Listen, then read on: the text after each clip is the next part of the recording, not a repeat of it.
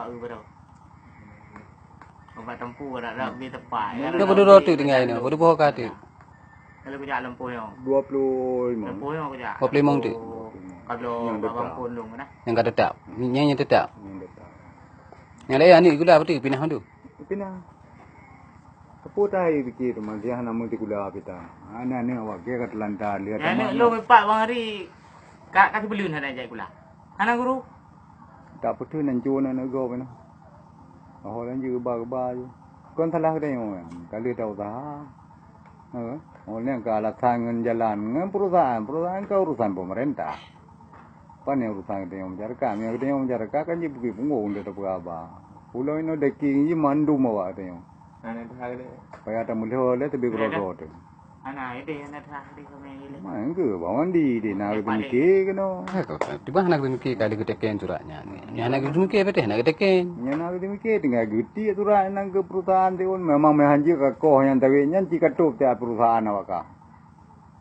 Agaknya yang memang raja di. Nyo puta kita raja malam ni. Yang kata pedua berkon. Lami perusahaan biar tu. Kali kelam. Kali Aino masyarakat mengeluh ibu dah hitreng gede tundu jauh idi yang mengeluh tanah long ben ico inan tempat ku bibuan ni tapi nyan ai karan alasan awaknya untuk ku kantor go ku bayar bak cepli padi tiba nama rupa roki ti. ku deh di jabai roki itu ni boh bul ngempung ijak gede ya merumpo ya tumah aja lagi bi habai lagi mana memangnya tanah negara ibiki masyarakat yang pubuknya ke negara awak ja pakai paspor kena waceh mendung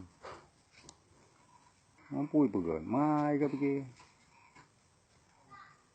apa ni nak juga tinggal dia mangat lah tak apa abang ngawaknya balik nak